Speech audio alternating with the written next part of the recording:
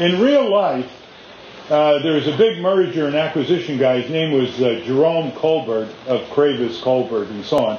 And he made a number of billions of dollars, and he sort of got fed up with the business, and he quit. And his mission was campaign finance reform. He put in $5-6 million, and then it sort of petered out.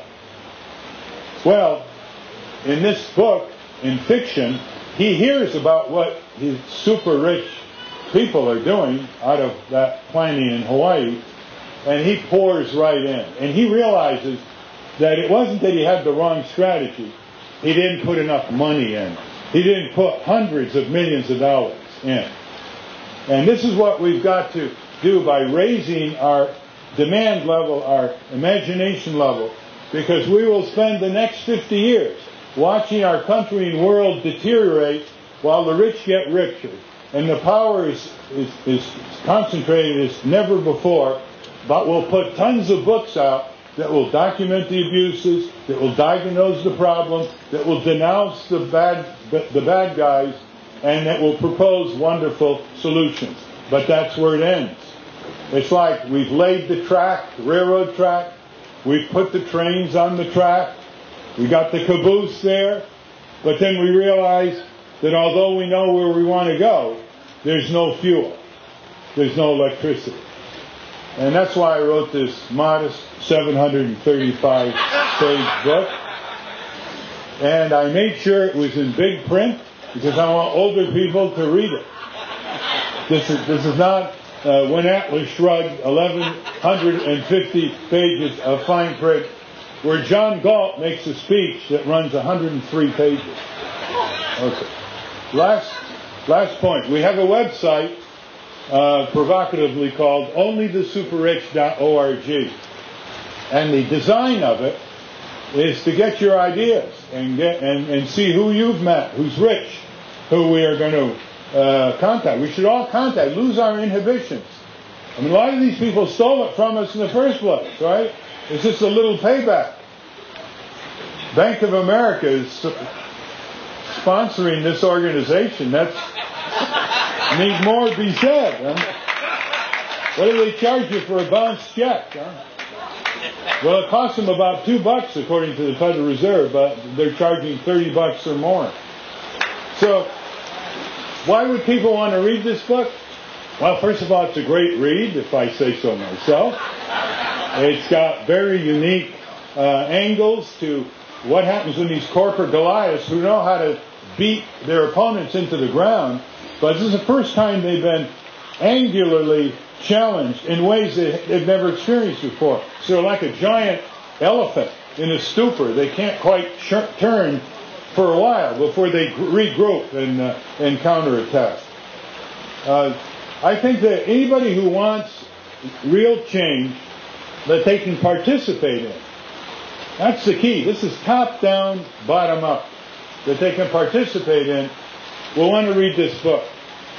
Interestingly enough, Leslie Stahl of 60 Minutes, I took it on her vacation in August and read it and sent me a nice note saying she thought it was engrossing, creative, and funny. I said, I'll take all three. Finally,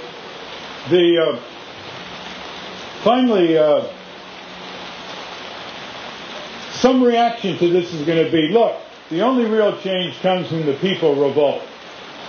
Don't give me this top-down, bottom-up stuff. Well, I would say two things on that. People who make a hell of a lot of money, there are some of them, when they reach a certain age, they feel pretty empty.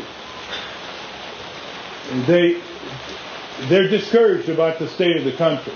Some came up poor and they made it big. Most of them are self-made people that are insufferable.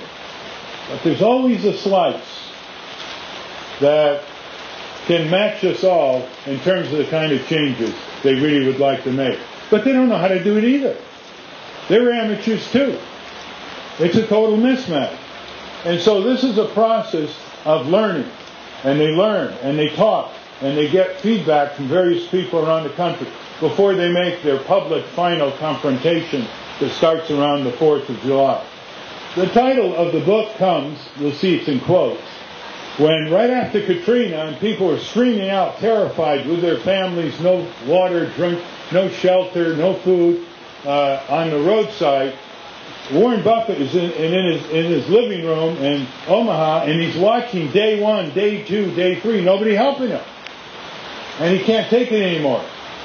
So in an act of charity, he fills some truckloads of supplies and takes them down himself, and he's distributing them in shelter and tents and everything to people on the roadside. He comes to an extended family that's shivering and terrified at dusk, and he's helping them. He's got public health people down there with him, doctors, etc. And the grandmother grabs his hands and looks him in the eye and cries out, "Only the super rich can save us." And this haunts him all the way back to Omaha on the highway. Haunts him. And by the time he gets back home, he knows exactly what he has to do. And he gets these 16 mega super rich, takes them to Maui. Now in real life, Warren Buffett just went to meet some senators in Washington 2 weeks ago, and he told them that they should raise taxes on the very wealthy, because the very wealthy are under-taxed. And he said, let me tell you, I, Warren Buffett, multi-billionaire, paid 16% in federal income tax last year, and my secretary paid 25%. And the senators backed away from him like he had drug-resistant tuberculosis.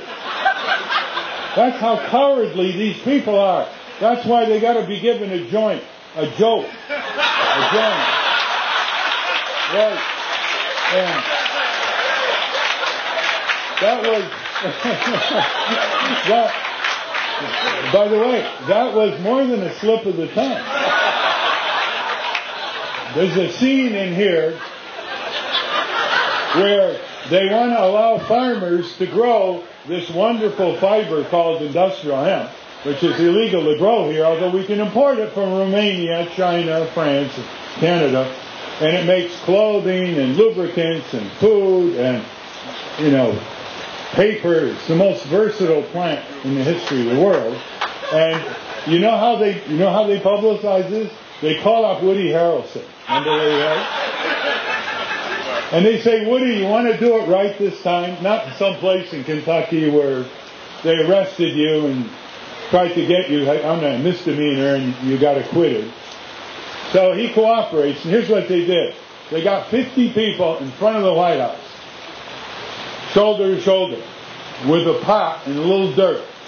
And with pre-publicity, they announced to all the law enforcement officials that on the signal of some Roman drum beats, have you ever heard the Roman army drum beat?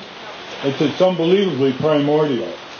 Anyway, that all of them will plant a seed, a hemp seed, at the same time in this pot they're holding, and then they'll be rushed and arrested by the police.